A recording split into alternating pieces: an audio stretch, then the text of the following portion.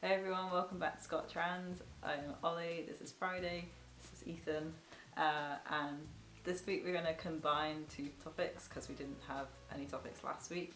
So this video will be dating whilst trans, and the next one is being trans and sexuality. Yeah, apologies if this video is a bit of a mess. I'm like all floaty, not actually here right now. Things that you have to take into consideration when you're a trans person who is thinking about dating. I think the most important thing is your safety. Especially in the case of like if you're going on like a blind date or like on a date with someone who you've not actually met in person before. It's obviously difficult dating when you're trans. Disclosing your trans status first is often the safest, because if you then start dating someone and then they find out that you're trans and don't take it well, it can put your safety at risk. It shouldn't be necessary to disclose your trans identity before dating someone, but yeah, like you said, I feel like that's the safest bet.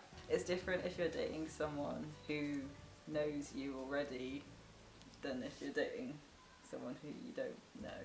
Because someone who you know already and then you want to date them is hopefully going to be like super respectful of your identity and stuff. What about when you're dating a trans person? They're going to have bad days when they're feeling down and dysphoric, but you've just got to kind of help them through it. Well, why don't we talk about our experience as trans people dating other trans people? Yeah, we knew each other before we started dating. We were friends first. And so we both knew that we were trans first because we met at like our LGBT group at uni.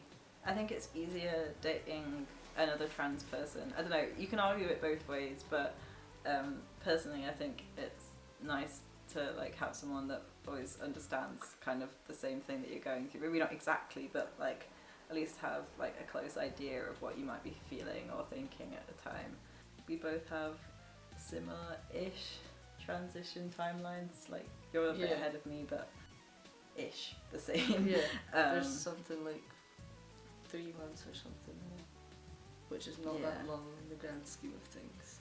It means that we've always got someone to talk to about like the technical transition-y stuff as well as the emotional support. Another thing that I know we've definitely had is jealousy of changes. Like, I'm jealous of his beard. Yeah, and I'm jealous of like his muscle mass and like voice drop and stuff.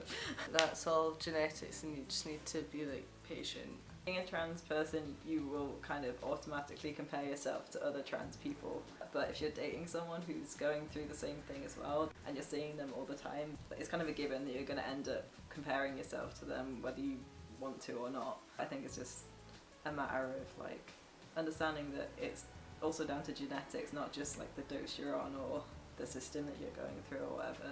Everyone's transition will be different, so although you may feel like bits of jealousy and stuff, it's normal, even if it's not rational. Dysphoria is not rational, it's not logical. Nope. Misconceptions.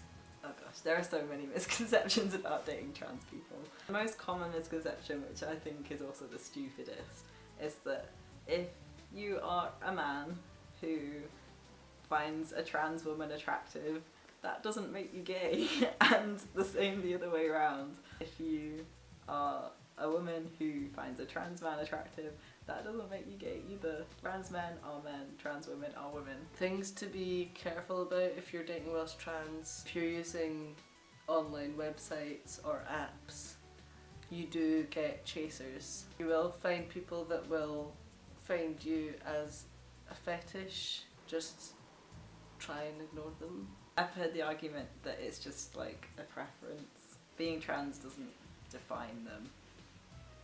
So why would that be a preference?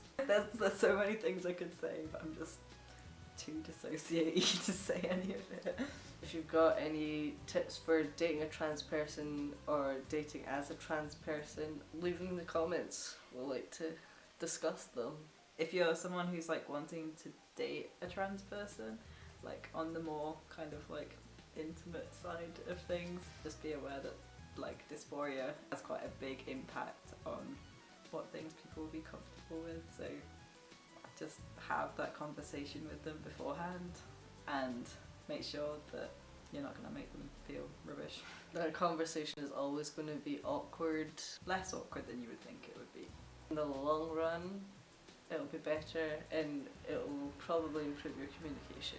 I think that's it for this video. We will see you in tomorrow's video on Ethan's Day. I hope you're all having a lovely week. Bye. Bye.